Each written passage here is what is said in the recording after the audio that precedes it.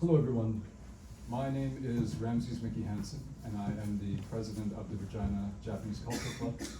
I would like to first thank our elder for blessing us today and for opening this event. I'd like to thank Darla as well for our land acknowledgement, and large, very big thank you to the RPL for co-hosting this event with us. And of course, I'd like to thank all of you for being here. The Regina Japanese Cultural Club is incredibly excited to be hosting this event, and your attendance is deeply appreciated.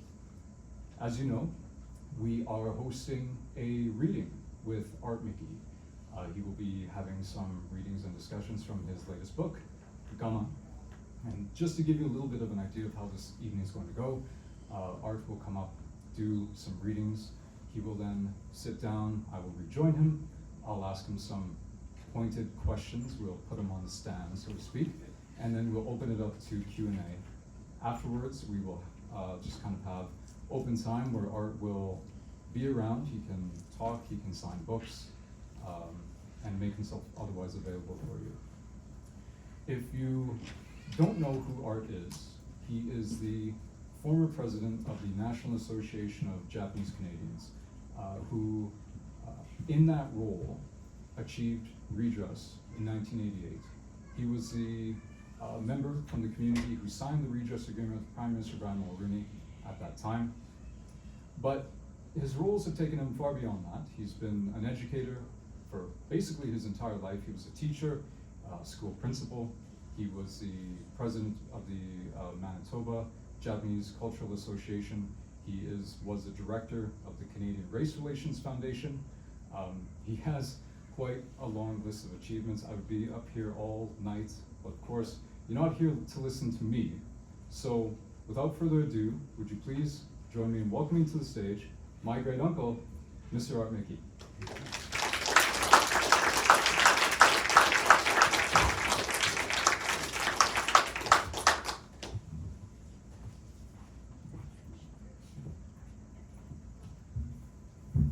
Well, thank you, Ramsey.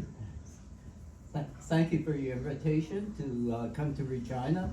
I've been to Regina quite often because my late brother, Les, used to live here in Regina, and I noticed that Todd and John and Isaac are here to represent the Miki family. So thank you for being here as well as Ramses. Just to give you a little brief background, I was born in Vancouver. My parents lived in Haney, BC.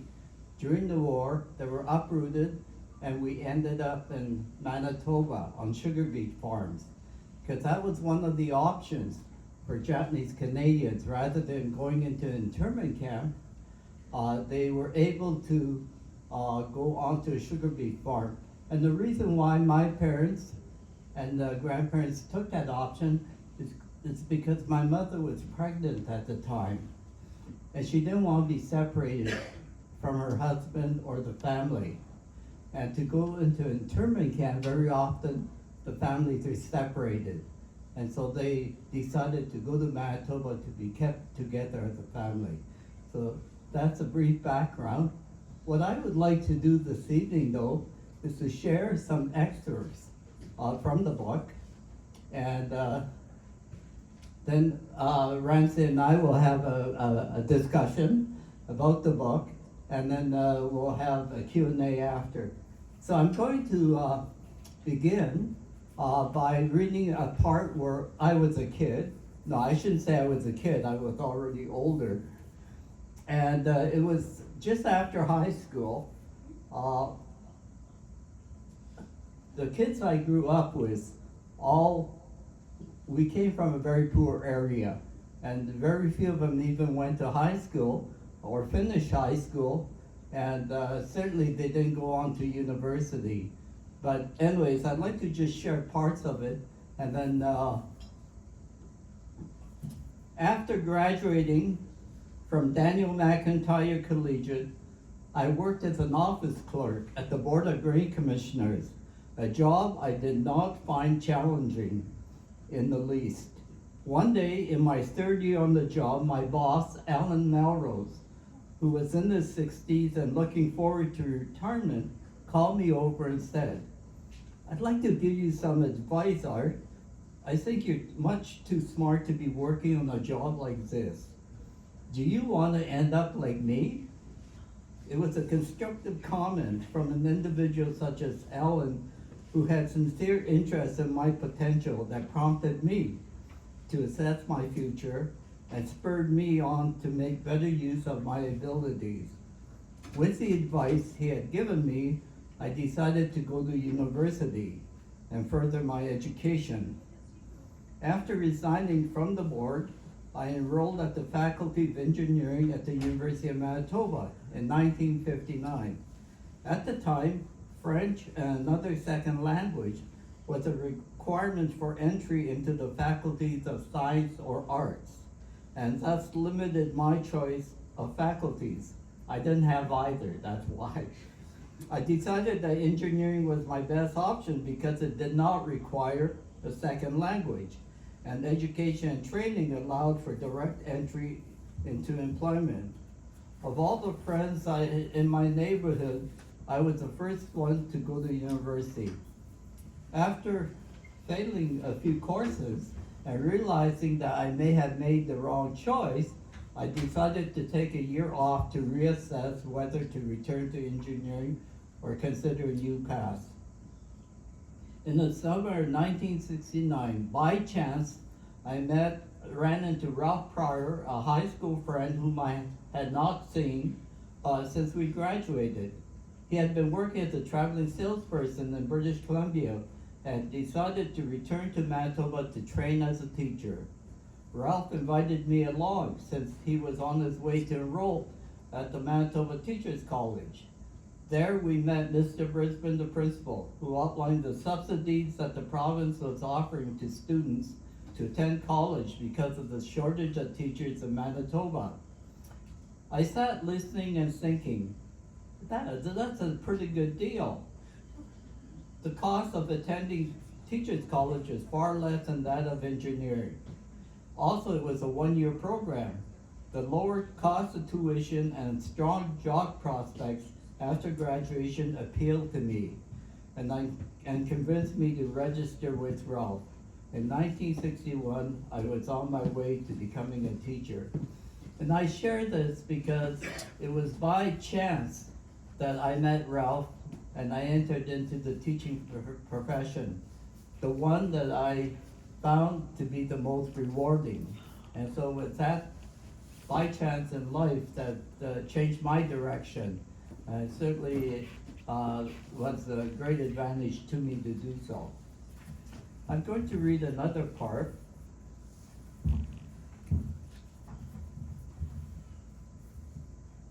Of the book, and this is when we were talking about negotiating with the government. Up to the point that we had this meeting with the government had refused to consider individual compensation, a component that we made it a priority, and we refused to accept anything less than that. And at one point in time, we had to walk away from the table because the government had refused to consider any form of individual recognition. But things did change, and it was and I'll share this part because this negotiating meeting took place in Montreal. On the evening of August 25th, this is 1988, we met at the Montreal Ritz-Carlton Hotel with the government and for a secret meeting. It was strange. The whole scene took on an aura of secrecy. As soon as we arrived at the Ritz-Carlton, we were quickly ushered by the back staircase adjacent to the kitchen area to an upstairs meeting room. There we were met by Wiener Moore, Rick Clippendale, Ann Scouten, and Alan Bisson. This is the team from the government. To our surprise, Lucien Bouchard joined us at the beginning of the meeting. Wiener introduced Bouchard as a man who had the Prime Minister's ear and who can get things done. As Secretary of State, Bouchard was a senior minister. He had been appointed by cabinet by Mulroney, even though he had not been elected. Bouchard was considered a close friend to the Prime Minister and his right-hand man. The initiative to settle the long drawn-out dispute between the NHAC and Ottawa came in April 1988, when Mulroney appointed Bouchard, a trusted classmate from the University of Laval Faculty of Law, to assume control of the redress negotiations. Wiener, who worked under Bouchard, was then given the mandate to settle the issue. One official told me that when Bouchard received the initial briefing on Japanese-Canadian redress issue, he listened intently, without saying a word. When the briefing was completed, he stood up and said, "We must do something about this." According to Moore, who happened to be the chief's staff for Jerry Wiener, according to him, Bouchard was sensitive to the unjust treatment of Japanese Canadians as an episode of Canada's history that needed to be addressed. I wondered if his sympathy for Japanese Canadian redress is related to his involvement and militancy for the independence of the Quebecois people. Did his fervent advocacy for sovereignty rights parallel his defense of minority rights? Whatever the case may be, there was no question in Bouchard's mind that the redress issue had to be settled quickly and now. At no time did Bouchard endeavor to restrain Wiener in the negotiations process, but always gave him full authority to go ahead within the parameters that had been established for the total package. I share that part because it was Lucien Bouchard at the meeting who expressed a desire to resolve the impasse and indicated that the government was really willing to negotiate individual compensation. This is the first time any government official said to us, "We are considering that." It was Bouchard who suggested the initial offer of $15,000 per person for individual compensation. His presence was a strong evidence of the government's seriousness. We were elated that the government had finally going to recognize individual victims. Bouchard assured us that he would be in contact with Wiener throughout the negotiation process and would be available if difficulties arose in trying to reach an amicable conclusion. And so we ended up that weekend, after 2.5 days of discussion, agreeing to a redress settlement. And I go back and I think that Lucien Bouchard played a very important role in that. I'm going to read an excerpt of the day that we had the announcement made by the Prime Minister. And this is just prior to the meeting, prior to the presentation. We were taken by taxis from Hull to the Visitors Gallery in Parliament Building for the announcement scheduled at 11 a.m. Other Japanese Canadians from various cities who were aware of the momentous occasion met to join us in the celebration. We took our places in the gallery as we waited for the Prime Minister's appearance. When he arrived, we stood and clapped for him. He began his speech, and this is what he said. "Mr. Speaker, nearly a half-century ago, in a crisis of wartime, the government of Canada wrongfully incarcerated, seized the property, and disenfranchised thousands of citizens of Japanese ancestry. We cannot change the past, but we must, as a nation, have the courage to face up to these historical facts." Those words began the acknowledgement that we so dearly wanted to hear from the government. As the Prime Minister continued his speech, tears began to flow. It was difficult to contain my emotions as I struggled to listen to every word he said. It was hard for me to believe that we had finally achieved the goal we had pursued for so long. I had dreamed that we would succeed, but to personally witness the accomplishment was absolutely exhilarating. A number of times during the speech, Prime Minister Mulroney gestured to us in the gallery as he made reference to the National Association of Japanese Canadians. When he finished his address, the Prime Minister received a standing ovation from his colleagues in the House and from the visitors in the gallery. It was a moment to behold as people cheered, congratulated each other, hugged, kissed, and shed tears of joy. For those of us who have struggled through the Redress campaign, especially during the last 4 years, it was a dream come true. It was difficult for me to express in words the joy of triumph, except to say, I can't really believe that this has happened. I'm going to, shortly after the orations, the presentation by the Prime Minister, a member of the Prime Minister's office escorted me directly to the Prime Minister's office. Waiting alone to meet the Prime Minister, I wondered, how should I greet him? Should I address him as Mr. Prime Minister or Honorable Brian Mulroney? While I was thinking about what to say, the Prime Minister walked into the room and came up and said, "Hello, Art," and came over and shook my hand. My quick response was, "Hello, Brian, it's nice to meet you." All that formal protocol had vanished. I felt at ease with the Prime Minister as I thanked him for his passionate words. As we walked downstairs to the room in which the official signing of the agreement would be taking place, I said to him, "It's taken a long time, but it's worth waiting for." His reply was, "Well, it's taken a long time for me to convince some of my colleagues that it was the right thing to do." I sensed sincerity and honesty in his response. My impression of Brian Mulroney was that he had genuine interest in resolving the redress issue earlier, but his party members did not share the same view.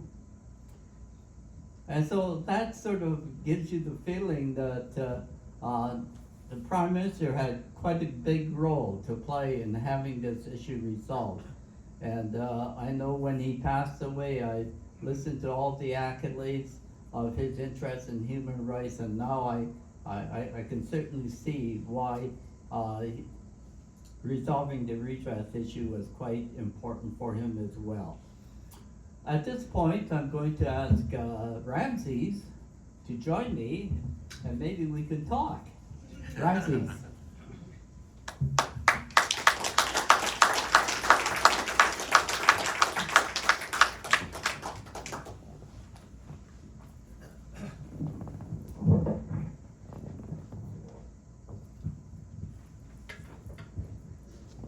You know, Uncle Art, I think this is the first one-on-one we've ever had.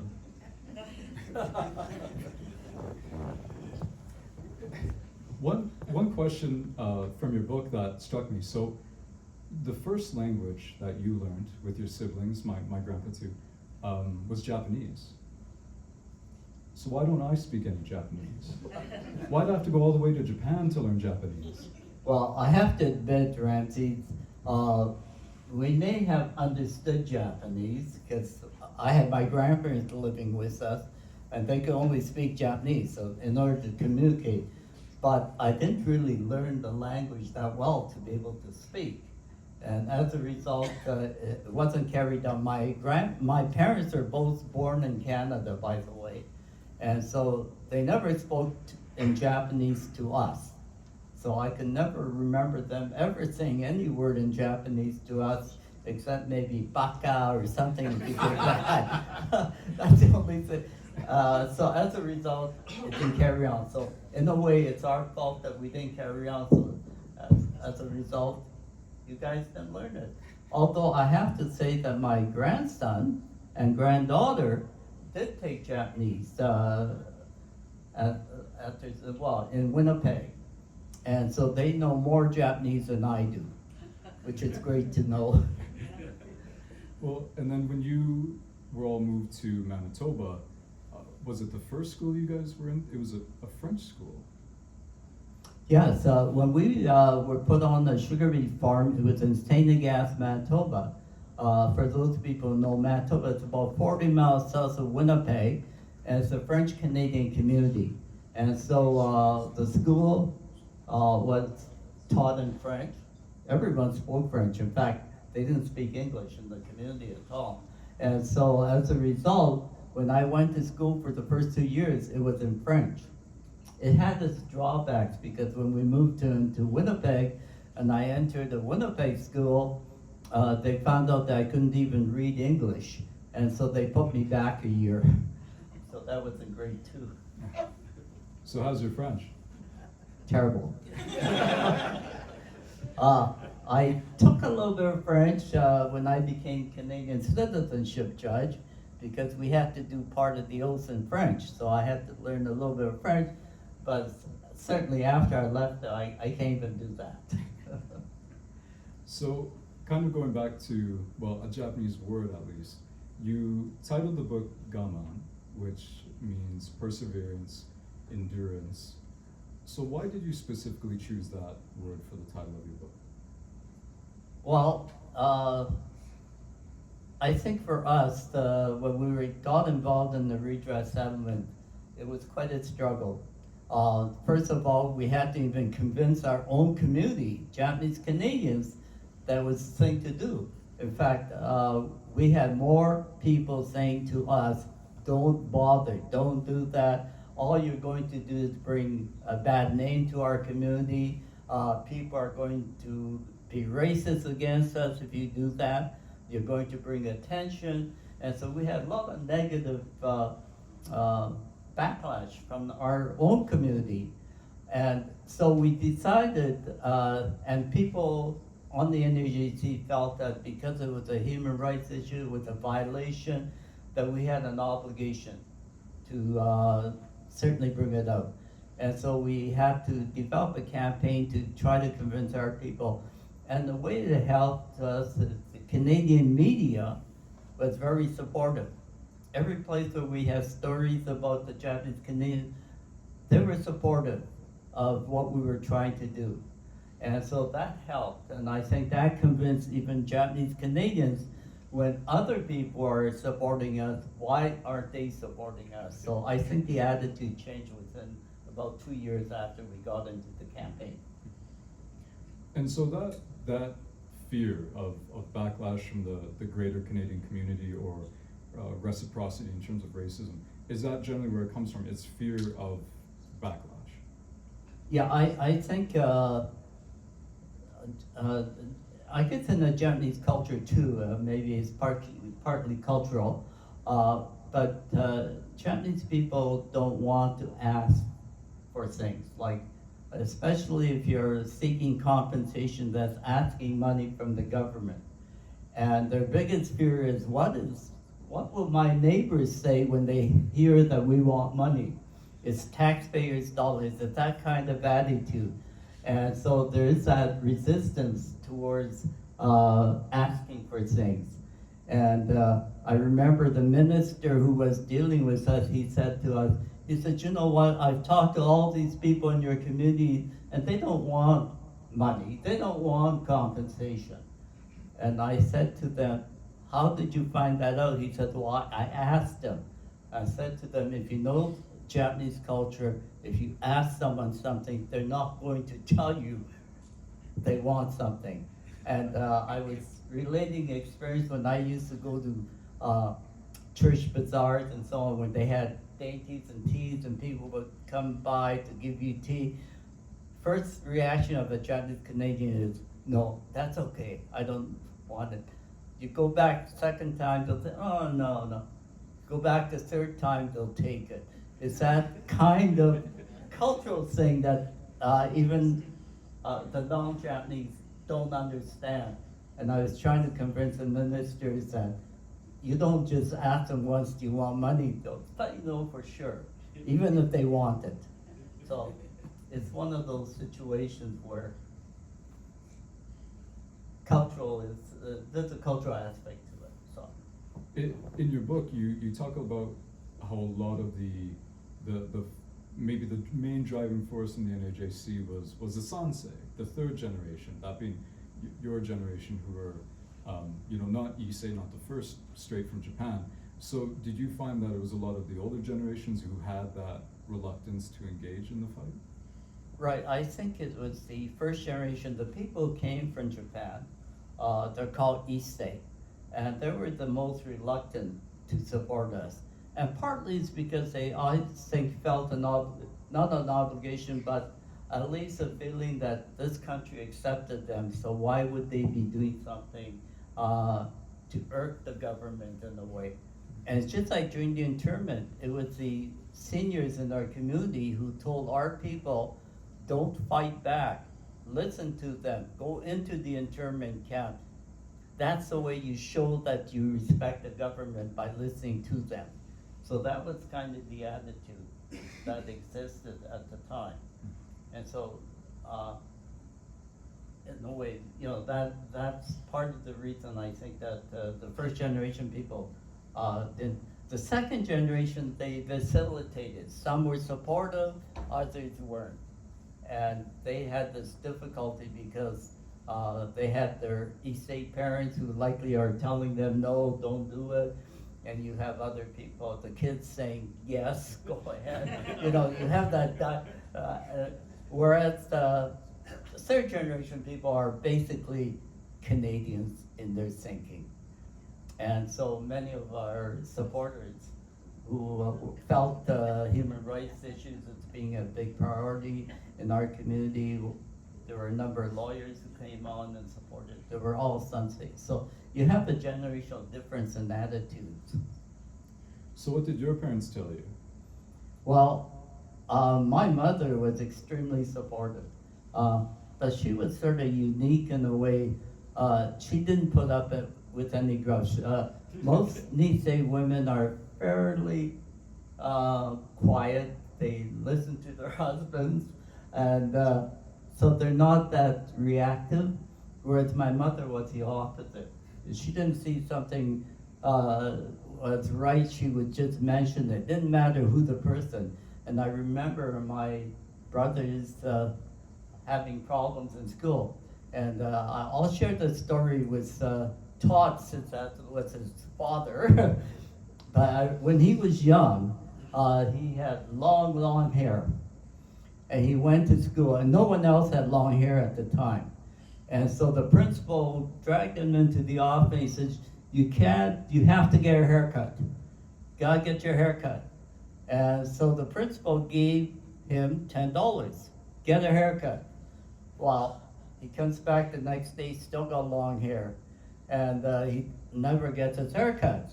So my mother gets dragged in there, and the principal says to her, you know what your son done? He took my $10 to get a haircut, he never listened, and he didn't get it.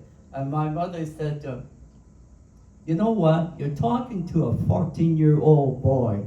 Do you expect him to listen to that? And she sort of said, it's basically your fault. You shouldn't be doing something like that. And so that's the way she reacted. And I thought, well, she speaks her mind. And that's been her, I think, the way I've always looked at her and respected that. And I think in a lot of ways that we did the same thing in a way.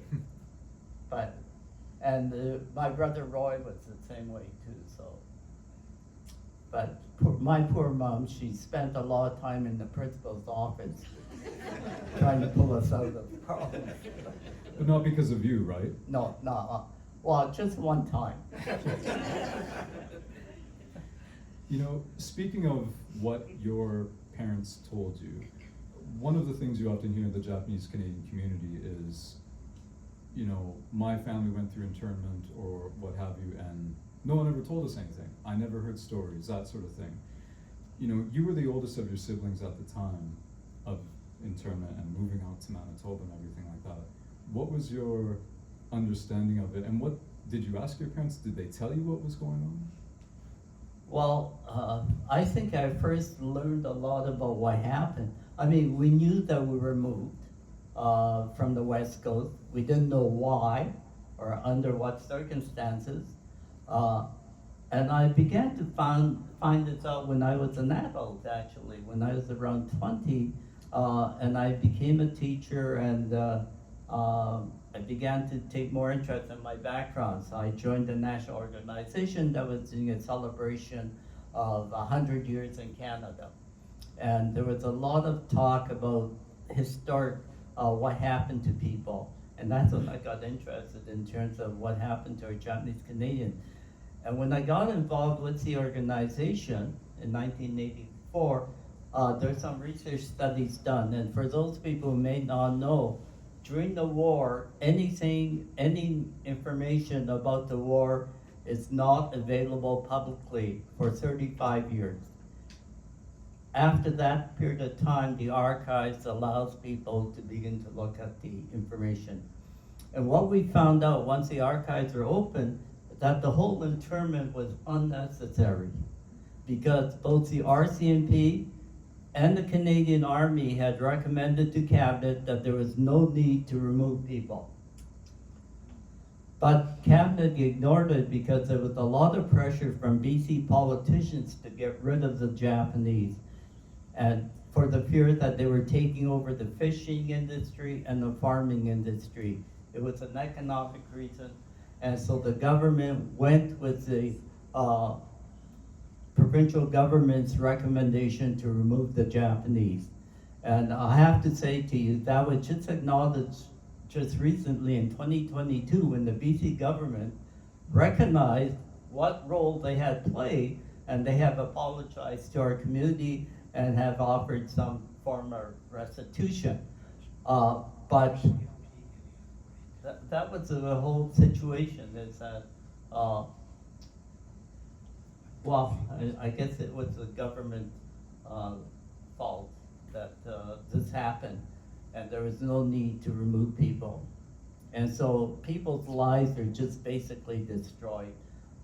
People lost everything. They lost their home, they lost their employment, most of them lost their education, because once they were in internment camp for 4 years, you're 14 years old, you're not going to you're not going to go back to school after you get out. So it was one of those things, yeah.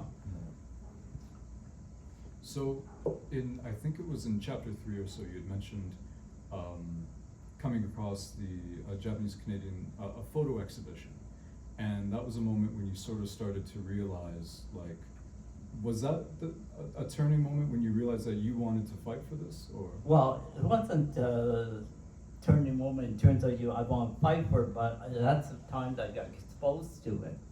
And when I began the National Association as president, the first thing we adopted was some type of official motion for us to seek redress. Up to that point, there's talk about maybe we should approach the government and so on to let them know that they made a big error. But it was in '84 that we actually officially said we're going to go after the government. And I remember Prime Minister Trudeau was the Prime Minister at the time. He rejected it completely, and he didn't believe that you could change the past, so why would you compensate people for past mistakes? And so it was Mulroney, who was the opposition leader at the time, who actually spoke against Trudeau and said these famous words that I keep repeating during negotiation. He said, if it were a conservative government, we would surely compensate Japanese Canadians. And he lived up to it 4 years after. And they did it right away, right? No fight involved whatsoever. Well, no. There's another story to that part. You know, during the negotiations for redress, kind of getting into that point, it seemed that you were under constant threat that the Mulroney government was going to impose unilateral action and just give you something, whether or not the Japanese Canadian community agreed to it or what you guys had asked for. You guys must have had to spend so much time not falling behind and not letting that happen. Well, yeah, that was one of the pressures we ran into, and then to counteract that, we actually met with both the Liberal caucus and their leader as well as the NDP caucus and their leader. And it was interesting because the one time we were meeting with Ed Broadbent in his office, we're sitting there talking about getting their support, and his House leader comes into the room. He says, by the way, he says, we just got a request by the Conservatives to get your support to do a motion in the House on redress in the next few days. And Ed Broadbent turned to me, he says, you know anything about this? I said, I have not heard, we were never ever consulted. And Broadbent turned to, I think it was Dean, his name was Dean. He said, we're not supporting it at all. And both he and John Turner at the time said the same thing. And so it didn't go through, but they tried twice actually to push it through without us knowing. Now, I know a lot of your book details how busy you guys were, and you know, you detailed, you lived in Winnipeg, you had constant trips to Ottawa, lots of, you know, campaigns to other places and reaching out. Was there any point in Redress where you felt that you bit off more than you could chew? How did it affect, like, your life? How did it affect your marriage? And if you don't answer honestly, we're gonna bring Keiko up here. Well, I think Keiko will tell you that it was hard for her because of the kids that were still young, and I'd be away nearly every weekend. And certainly I have to give credit to Keiko for putting up with it. But you know, she was one of the strongest supporters of redress, and so I appreciate that. But through the whole process, I never felt at any point that we should give up. And the reason was, being an educator, I always felt that one of the things that people didn't know about was what happened to the Japanese. And I could tell you, I used to fly back and forth, and sometimes I'd talk to someone, I would mention why I was going to Ottawa, about the Japanese being interned, and many of them would say, no. The government in Canada would never put you in an internment camp. You know, they had a hard time believing that concept. And that's when I realized that there are stories that in our history that people don't know about. And for those people who went to high school, did you ever learn about the internment during the high school? Likely not. I never. And so here we were involved in a very historical situation, and I always felt that the more we can get Canadian people to learn about it, that was my reward. I always felt that even if we didn't get redress, at least if we educated Canadians, that was good enough. And so that's the kind of motivation that I had. So encountering people who, you know, just didn't know or didn't believe you, or you know, believed the complete opposite, that didn't demoralize you, that actually did the opposite.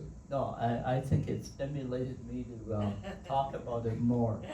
And it's interesting because as I travel, I could see the change taking place over a couple of years where people began to know a little bit more about it. And I'll tell you, there were polls taken by the government, and when we're in negotiation, they would be taking polls constantly. And remember in 1984, the minister said, you know, we took a poll, and only 20% of Canadians support redress. So why don't you accept our offer? Because you're not, you know, no one supports you. So, and by 1986, it was up to 70%. And by the time we signed the agreement, it was over that. That showed, and that's why Mulroney, I think, moved ahead, because he knew the polls were quite supportive. And the other part is that the biggest opposition were the veterans at the time, the veterans organizations, and they would say, tell the government, look what the Japanese did to our soldiers, as if we were responsible for that. But the veterans are the group that was most opposed to it. But on the day of the announcement, you never heard a word from the veterans organization, because what the government officials did is 2 weeks prior to it, they met with the veterans organization, and they gave them an increase of something like $60 per month on their pension, so that they didn't say anything. So you never heard a word about it. It's interesting what happens behind the scenes to orchestrate all this. You know, touching on something you just mentioned before about what the minister under the Trudeau government had mentioned, you know, there's no way they would support anything like this because it would set a precedent Right. that the government would have to apologize for all their past injustices and, you know, potentially give money to people. And they just don't think they should have to do that. And I know that was repeated for quite some time during the process. In 2024 today, that seems like such an outlandish statement for a government official to make. And I know, you know, precedent is a big thing, of course, but it really highlights the amount of opposition you guys are facing. You weren't relying on any previous agreements that the government had made. Well, that's true. In fact, we did a lot of research on that. And in no part in Canadian history was there any kind of compensation given to communities. That was out of the question. And you're right, for at least 3 to 4 years, the government legal people kept saying to the minister, don't give them individual compensation because you're going to set a precedent. And that was the message. Up to a point where David Crombie, who was one of the ministers with me, walked away from the table from us because they wouldn't, we walked away actually because they would not consider individual compensation. That was the pressure. But what happened is that in government there was a slight change. Mulroney, I think, always supported at least some form of compensation. But in cabinet, there were some people who really opposed to it. And what happened is in April of that year, George Hees, who was the Veterans Affairs, who was the most senior person in cabinet, was the most opposed to any form of redress. Well, I don't want to say chance, but it happened, he got ill. And he was hospitalized, he had to resign from cabinet. Right after he left, Mulroney moved ahead. And that's how we got the agreement. So it was that timing that occurred at that time to allow us to have finally resolved the issue. But you're right, they were concerned about the precedent. And right after that, there were a number of agreements, there were settlements made, not only with ethnic communities, but other groups on individual compensation. It became a precedent, and still is today. So. Still is. I mean, it just seems like in 2024, when the government is at least starting to acknowledge some of their wrongs, Yeah. it was only a couple decades ago that it was completely the opposite. That's right. So you mentioned before, you're reading from your book, how you felt signing Redress. How quickly did you call your mom? What did you tell her? Did she already know the news? Yeah, when you called your mom after signing Redress, did she already know? Did she already hear No. from it?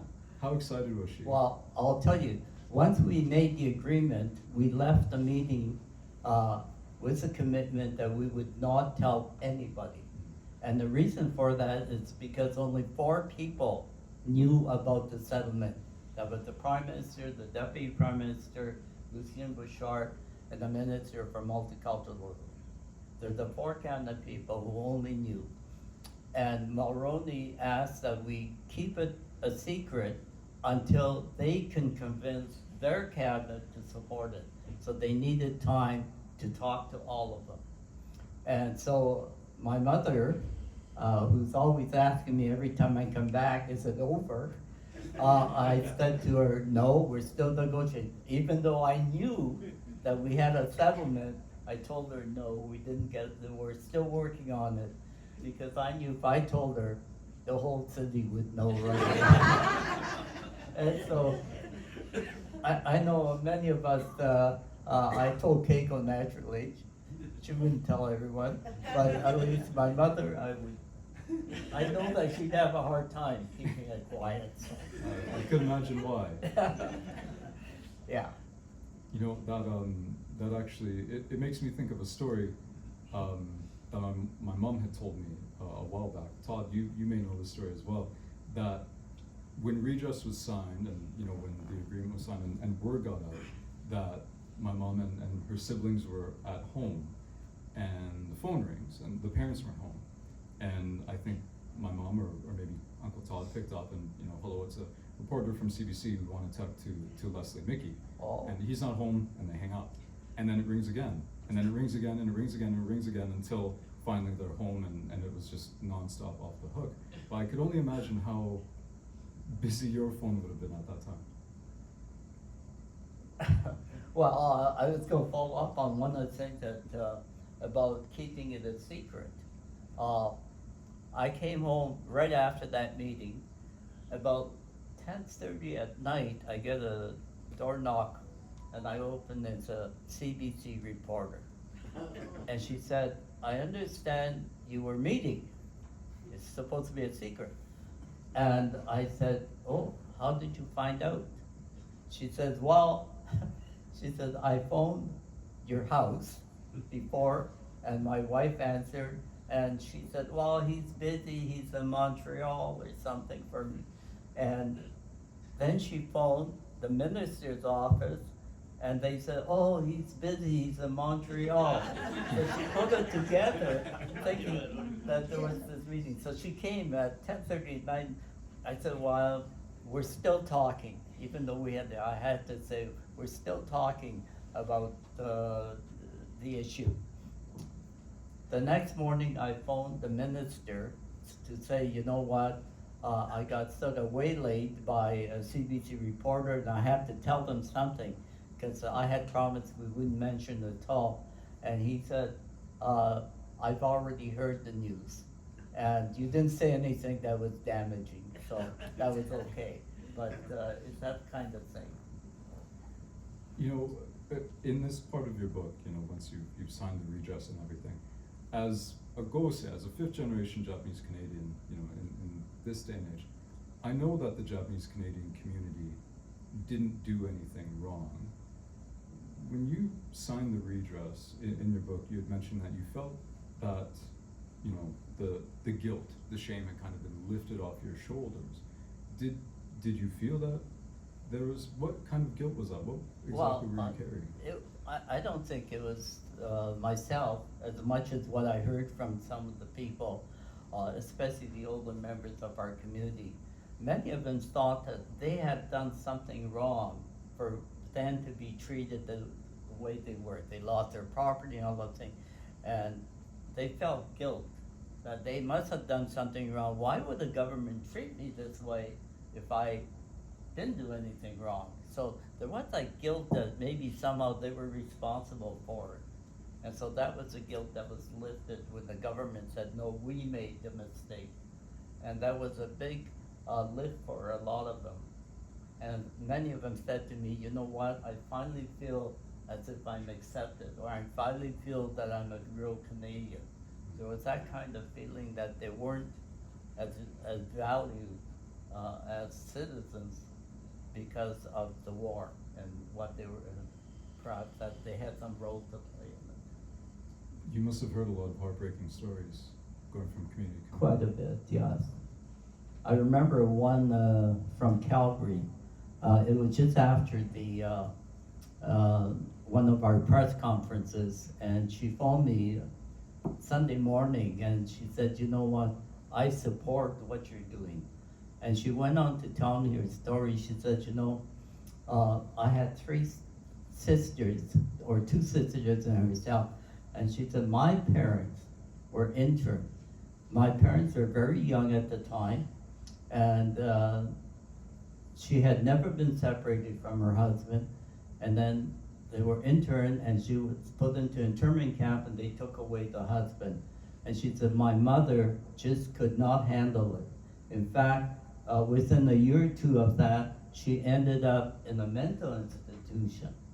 And she said, "My whole life has changed." She said, "I had to look after my sister, and we lost our whole family. And so she said, that's why I support you." And when she realized that it shouldn't have happened, that makes it even worse. And so it's those kinds of stories that, we used to always hear, where someone losing a huge amount of property and then find out that years later it's worth 10 times the amount that they even thought it was. So it's that kind of heartache that you hear. It's interesting. One of the heartwarming parts of your book, all throughout it actually, is the amount of people that came out in support for the fight for redress. And you'd mentioned before, like different politicians at Broadbent, a lot of NDP members, the president of PricewaterhouseCoopers, who helped fund the study, the person who had sent his father's notes, who had been a secretary or director under a Veterans Land Act, or one of those. Yes. And the amount of just individuals and organizations that came out and lent their support, were you ever surprised at this level, how many people? Well, part of the reason that happened is that we had struggled for over 3 years, meeting with government officials, and we weren't getting anywhere. And at the point where David Crombie said, "This is our final offer. If you don't accept it, the redress discussions are over." We rejected it, we walked away, and then we sat back and said, "Now what do we do?" And so we got our team together and we talked about it. We said we have to change the focus somehow. And we said, and we ended up making the redress issue a Canadian human rights issue. It may not seem like much, but by doing that, we brought in other Canadians who supported us. And we, before we knew it, we had all the unions, the major unions in Canada, their leaders supporting us.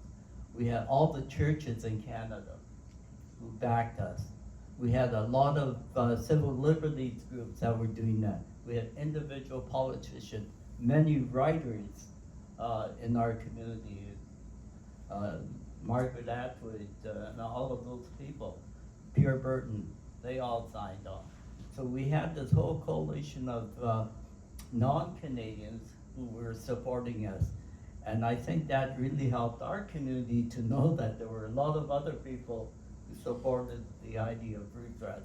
And so I have to say that that was the best move that we made to change the focus, because we made it broader than what it was. Up to that point, it was only our community meeting the government. Now we had other people who were speaking on behalf of us, and they were sending letters to the Prime Minister. And so he began to realize that it wasn't only our community, but there were other Canadians. In fact, my premier in Manitoba passed a motion in the legislature supporting us and sent it to the Prime Minister. So with that kind of action, that I think changed the focus. And it's important, I think, when you build a coalition like that, you become stronger. You know, mentioning other groups who had sort of supported you and came out who had also potentially been wronged. I find it really easy to be angry at Canada. It's easy to be angry at Canada for what they did to our community. It's easy to be angry at Canada for what they've done to other communities and continue to do to other communities. But the concept of forgiveness and things coming full circle, I found that your chapter, when you spoke of being an immigration judge, and your pride in that, and your happiness in that, and how your parents were denied citizenship, and here you are, granting citizenship, and that, you were proud to be doing that, and proud to be Canadian in that. And I found that your chapter there disarmed any kind of anger that I was feeling very, very well. I'm assuming if you did, you don't feel that kind of anger perhaps as much anymore, and there's more of a sense of forgiveness towards Canada or the federal government for what they did. I'm assuming I'm correct. Well, I think it was brought home to me more so when I went to Japan. Because remember, there were 4,000 people who were in internment camps that were after the end of the war, were exiled to Japan. Half of them were Canadian born. So they're being sent to a country that they have no relationship with. And many of them really suffered badly because they couldn't speak the language and they're young. And the majority of them have already come back. But when we were in Japan, we were actually helping those people to get redress. So we went to 10 different cities. And the interesting part was that the Japanese media followed us all the way through. Every night I could see on television where we were just by watching the television because they were following us. And the reason that happened is because they couldn't understand the whole concept. Why would a government, such as Canada, send people all to another country to give out money? That was a hard concept. And they couldn't also believe that how could a government admit that they made a mistake? Because one of the officials I met with at a meeting, external affairs official for the Japan government, he said, you know what? Canada or Japan is maybe highly technical and so on, but he said when it comes to human rights, we are not. He said it takes a mature country to be able to do what Canada did. And you know, at that point, I was really proud to be a Canadian, to hear those words, because even though maybe we went through that traumatic experience and so on, it got resolved and the country was ready to admit it, which he pointed out in Japan, the government would never be able to admit a mistake. So it depends on context, I guess, when you look at it. Yeah, that's really interesting. You ended your book on kind of a high note, so I'm going to try and end this also on a high note here.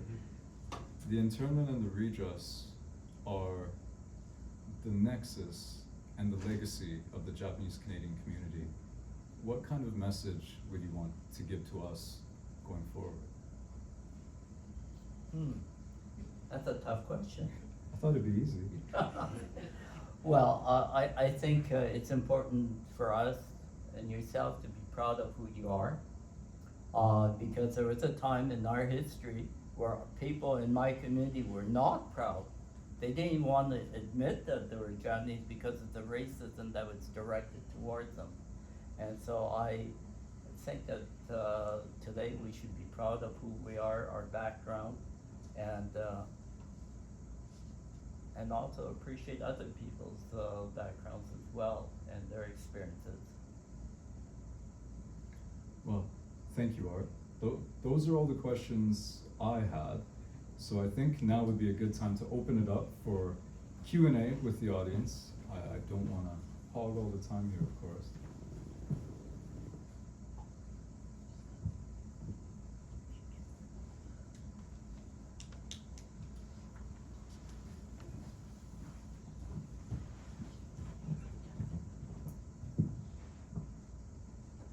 Thank you so much, and clearly I really look forward to reading your book. My question is, it's really interesting to hear you talking about the individual compensation, and I'm also interested in where the ideas for the creation of the Canadian Race Relations Foundation came from. Okay, that's a very good question. I'll tell you, at a point when we were doing research, and one of the questions that one of the government officials said to us as we were talking, he said, what did your community really lose? Quantify it.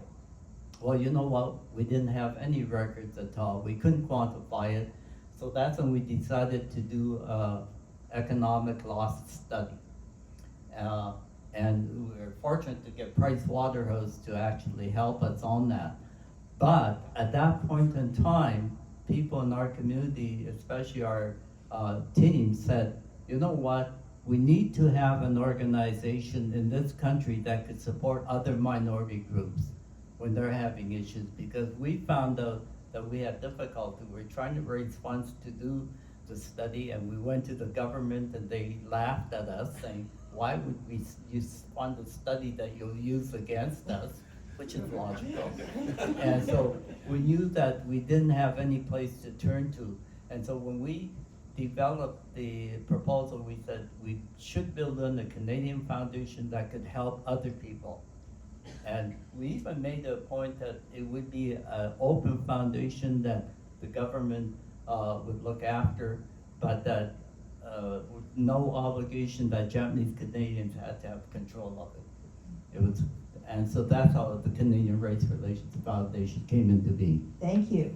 And do you feel happy about what they're doing now? Is it doing the kinds of things that you hope? Well, I think in the last few years, they've really upped their, what they're doing. And in fact, the government has recognized it and has given them a lot more money now to help other groups. So yes, I would say that they're doing a great job.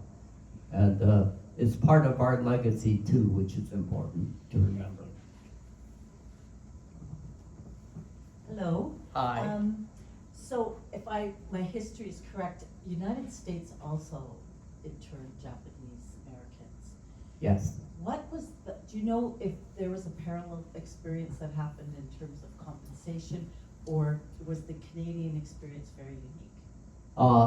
Well, there are two parts to that question. First of all, I was going to say that yes, Japanese Americans actually were put into what they call concentration camps. And these camps are built in the deserts of United States. And there were actually camps where they had barbed wire fences around, whereas in Canada, the internment camps are basically towns that were abandoned, or they built a lot of houses and they put it into open fields. The difference was the fact that in the United States, the government did not confiscate the property. The properties were left, and part of that is because of their constitution. It protected them from it, whereas in Canada, the government passed a law just to sell all the properties without permission. In the United States, they were able to go back to the West Coast as early as 6 months after the war began. What they have to do is they have to sign a paper called a loyalty oath. If you said, I'm going to be loyal to the United States, they would let you go.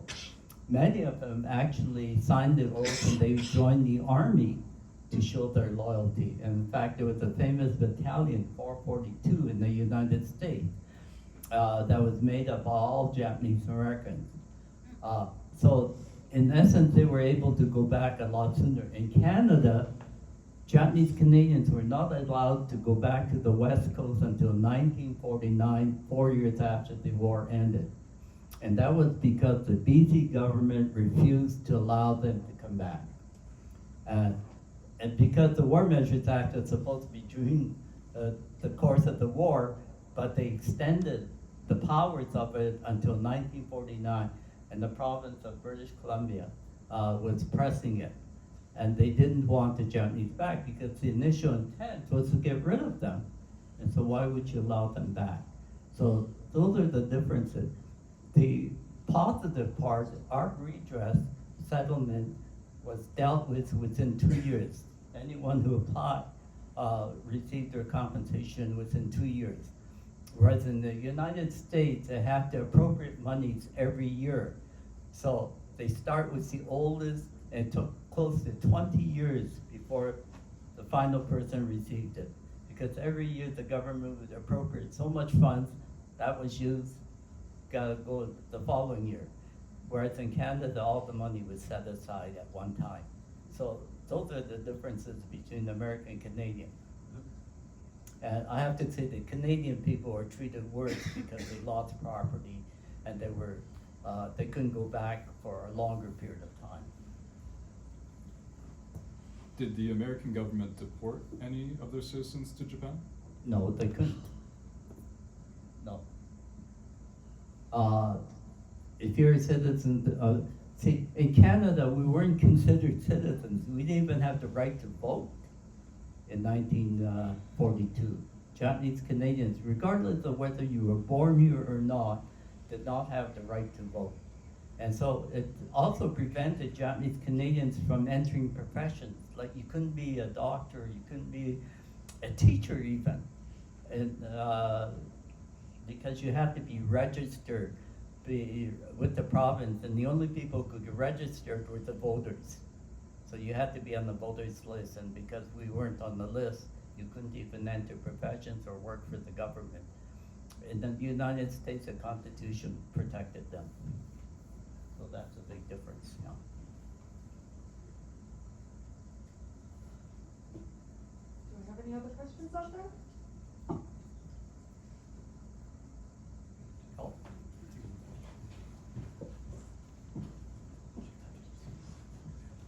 I don't know if this is a question so much as kind of a thank you. You're so humble, but you had an impact on Canada as a whole. You know, we talk about the Trudeau government of the time saying we'll never address past issues. But the Redress campaign changed it. It changed it for so many groups in Canada. And it changed it to a country that, for lack of a better word, I mean, I feel, I work with a lot of Indigenous communities, and I feel a complicated history as a settler in Canada. But it changed it to a country that I'm like more proud to be part of, that a country that can address or admit the wrongs and try to work towards a better future.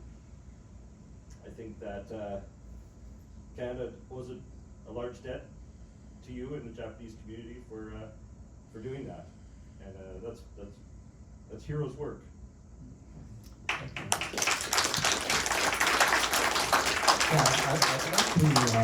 I'd like to make a final comment because you mentioned the Indigenous community, and I have to say that we work closely with the Indigenous community. And in fact, in the settlement for the residential schools, I was involved with Phil Fontaine and Kathleen Mahoney, the negotiating team. And because at the time, it was really interesting, the government was prepared to give Indigenous people, the ones who attended residential school, compensation based on their physical or sexual abuses. Nothing else. And so Phil Fontaine called me to speak to their group, and so I did go down to Vancouver and we spoke, and I explained the importance of anyone who's been mistreated to be recognized, just like in the Japanese community. And if you look at the settlement of the Japanese community, it was based on the fact that their basic rights were taken away. And that applied to every Japanese Canadian. It didn't matter whether you went into an internment camp or not, because there were people in Saskatchewan who were here before the war, and so they weren't interned. But they were eligible for redress because being Japanese, they could not move freely in this country. Even if they lived in Saskatchewan, you wanted to go to British Columbia, you couldn't do it. It was against because of the policy. And so when we did our redress, we based it on the fact that their rights were taken away. And so that was as broad as possible. And I also emphasized that with the Indigenous community. Every student that went to residential school, they were deprived of their language, they were deprived of their culture. And therefore, all of them should be recognized for the fact that they were in residence. They should be recognized monetarily as well. And so that was the message that I pursued with Phil Fontaine, and they decided that that's the approach they would use. And they weren't getting ahead with the government at the time, because the government was rejecting it. And so the Assembly of First Nations was going to do a lawsuit based on our precedent. And so they were going to do that, and the government at that point recognized that it could be a loser for them. So they settled. And so just 2 weekends ago, when I was in Lethbridge, Phil Fontaine and Kathleen Mahoney both came to the reading that I was doing and to thank us for our involvement with them. So I really felt good about being part of that because it was an important part of our history, the residential school treatment and so on. And so there were other issues that I worked with on the indigenous community as well. And it's in the book. So I'll let you figure it out. Thank you. Thank you very much. You've been such a great audience, and thank you for those questions.